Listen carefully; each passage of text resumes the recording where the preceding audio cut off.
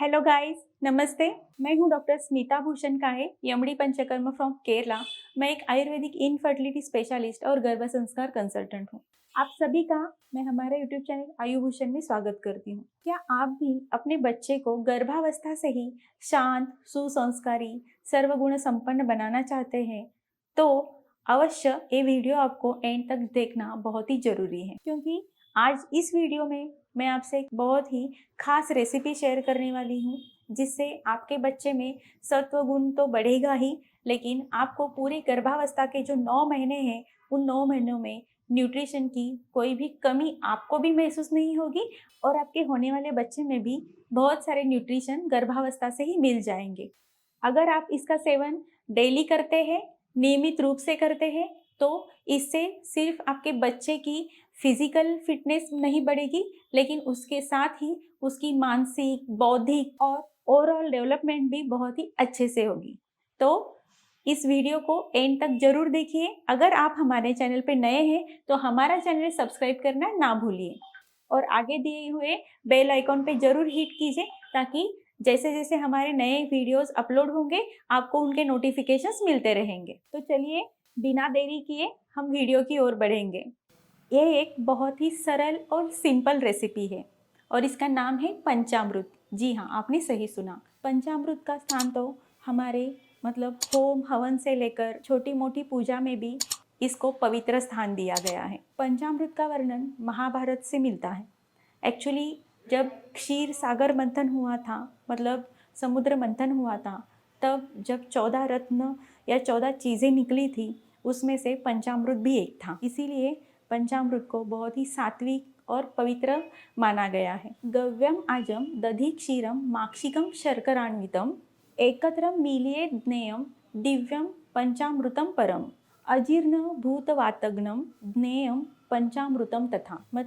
ये 5 चीज़ों का मिश्रण होता है, जिसमें होता है गाय का घी, गाय का दही, गाय का दूध, शहद और मिश्री। इन सबको एक साथ मिलाने के बाद जो रेसिपी तैयार होती है उसे पंचामृत कहा जाता है। एक्चुअली ये डिफरेंट प्रपोर्शन में लेना है, वो कैसे लेना है, उसकी क्वांटिटी कैसे होनी चाहिए, ये मैं आपको बताने ही वाली हूँ।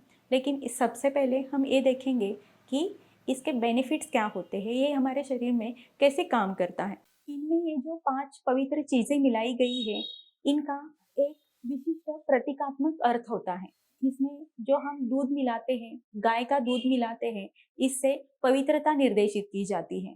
इसमें जो शहद मिलाते हैं, शहद कैसे बनता है, तो मधुमक्खियों का जो एकजुट स्वभाव होता है, समर्पण होता है, और उसके बाद उसको एकात्मता के प्रतीक को शहद निर्देशित करता है। साथ ही ये मधुर स्वभाव, मधुर वाणी और एकता का प्रतीक होता है। इसमें हम जो शर्करा यानी मिश्री डालते हैं, वो मिठास और आनंद का प्रतीक होता है। और इसमें हम जो गाय का दही मिलाते हैं, वो जो दही होता है, वो दही समृद्धि का प्रतीक माना गया है। और जो गाय का घी हम मिलाते हैं, वो हमारे शक्ति और हमारी जीत का प्रतीक माना गया है। और इसमें हम जो घी मिलाते हैं, वो हमारी शक्ति और जीत को निर्देशित करता है। तो गाइज, अभी हमने देखा कि पंचामृत बनाने के लिए 5 चीज़ों की आवश्यकता होती है, लेकिन उनको कैसे और कितने प्रपोर्शन में मिलाएंगे तो ये पंचामृत हमारे शरीर पे इफेक्टिव असर दिखाएगा, यानी हमें जो जितना न्यूट्रिशन चाहिए उतना मिलेगा। तो उसके लिए हमें जो गाय का दूध लगेगा वो कम से कम ½ कप होना चाहिए। उसमें हमें जो गाय का घी मिलाना है वो कम से कम 2 टीस्पून होना चाहिए।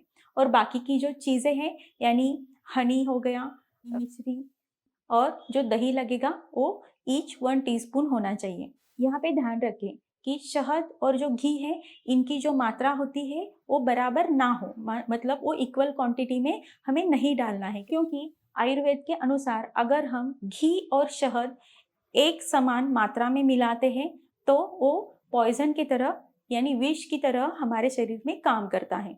इसलिए ये ध्यान में रहे कि घी और शहद की जो मात्रा होती है वो अनइक्वल होनी चाहिए। आयुर्वेद ये रिकमेंड करता है कि इस पंचामृत का सेवन करना बहुत ही लाभदायक होता है। इससे ना ही सिर्फ गर्भवती माता का पोषण होता है, साथ ही बच्चे का तो शारीरिक पोषण होता है, लेकिन इसी के साथ बच्चे का बहुत ही अच्छी तरह से होता है। तो इसलिए आप इसे पूरे 9 महीनों में बिंदास ले सकती है। ये जो पंचामृत होता है वो हमारे शरीर में और बच्चे के शरीर में सप्त धातुओं का पोषण करता है। यानी हमारा जो रस धातु होता है जो हमारे लाइफ स्पैन को अच्छा रखता है, लाइफ स्पैन को बढ़ाता है, हमारी जो स्ट्रेंथ होती है उसको अच्छा रखता है और हमारी जो इम्यूनिटी है उसको भी स्ट्रॉन्ग करता है। इसके बाद हमारा जो रक्त धातु यानी ब्लड सेल्स है, ब्लड टिश्यूज है, हमारे शरीर में जो भी सीरा कंडरा यानी जो भी सर्कुलेटरी सिस्टम में समाविष्ट होने वाले जो भी आर्टरीज है, वेन्स हैं, उनको भी ये मजबूत बनाता है।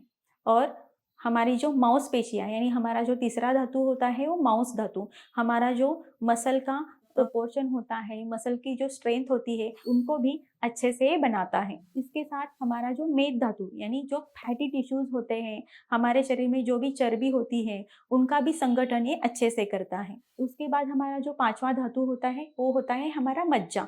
मज्जा धातु मतलब जो हमारे बोन्स के अंदर जो हमें मज्जा दिखाई देती है और उसी के साथ हमारे जो नर्व सेल्स रहते हैं, न्यूरॉन्स रहते हैं, हमारी जो भी सेंसरी सिस्टम रहती है उसको भी ये बहुत ही स्ट्रॉन्ग बनाता है। हमारे जो न्यूरॉन्स के कनेक्शन गर्भावस्था से ही अच्छे से बनने चाहिए उनको भी ये बहुत ही अच्छे से उनकी डेवलपमेंट होती है। सिक्स या छठा धातु होता है अस्थि धातु, मतलब हमारे शरीर में जो भी छोटे मोटे जो भी बोन्स हैं, जॉइंट्स है, उनकी स्ट्रेंथ बनाने के लिए भी ये बहुत ही अच्छे से काम करता है। और उसके बाद हमारा जो सातवां धातु होता है वो होता है शुक्र धातु। शुक्र धातु हमारे इन सारे 6 धातुओं का सार रूप होता है। यानी हमारी जो भी प्रजनन संस्था होती है, बच्चे में डेवलप होने वाली जो भी प्रजनन संस्था होती है उसको भी ये अच्छे से डेवलप करेगा। इसीलिए आप पूरे 9 महीनों में सावधानी से इस पंचामृत का सेवन कर सकती है। इससे आपको कोई भी हानि नहीं पहुंचेगी। इसके बाद इसका जो प्रोपोर्शन है, कॉम्बिनेशन है, इसमें जो भी हमने सात्विक चीज़ें मिलाई है, इससे क्या होता है हमारे शरीर में जो भी पित्त दोष रहता है उससे बढ़ी हुई जो भी ऊष्मा रहती है, हीट रहती है, उसको बैलेंस करने के लिए भी ये बहुत ही असरदायक होता है। तो गाइस, अगर इनमें पंचामृत बनाने के लिए जो भी हमने सामग्री यूज़ की है, मतलब इंग्रेडिएंट्स यूज़ किए हैं, अगर इनकी गुणधर्मों पे अगर हम प्रभाव डालते हैं तो हमें ये समझ में आता है कि इनमें शीत गुण का प्राधान्य रहता है, मधुर रस प्रधान रहता है, यानी ये टेस्ट में स्वीट होने के कारण और इनमें सत्व गुण का प्राधान्य होने के कारण ये हमारे शरीर में जो भी बढ़ा हुआ पित्त रहता है, पित्त दोष रहता है और हमारे शरीर में जो भी ऊष्मा रहती है, हीट रहती है, उसको बैलेंस करने के लिए बहुत ही असरदायक होता है। तो इसलिए आप अपनी गर्भावस्था में इसे जरूर ट्राई कीजिए और आप एंड में आपकी डिलीवरी होगी उसके बाद आप अपने बच्चे में और साधारण बच्चों में अगर कंपेयर करके देखेंगी तो आपको अपना बच्चा उनसे बहुत ही अच्छे से विकसित आपको दिखाई देगा। इसमें कोई भी आशंका नहीं है। तो गाइस, अगर आपने पहले ही अपनी पहली गर्भावस्था में इस रेसिपी को ट्राई किया है और ये जो चीज़ें मैंने आपको बताई है ये सारे गुण अपने अपने बच्चे में अगर नोटिस किए हैं, बदलाव नोटिस किए हैं, कंपैरिजन किया है साधारण बच्चों में और अपने बच्चों में कौन कौन से बदल आपको दिखाई दिए हैं, वो आप हमारे कमेंट बॉक्स में ज़रूर लिखकर बताइएगा ताकि बाकी गर्भवती महिलाएं भी इसका फ़ायदा उठा सके। तो धन्यवाद, आज के लिए इतना ही। ये वीडियो अगर आपको अच्छा लगे तो इसे ज़रूर लाइक कीजिए, इस वीडियो को बहुत सारे लोगों तक शेयर कीजिए और हमारा चैनल आयुभूषण सब्सक्राइब करना ना भूलें। धन्यवाद।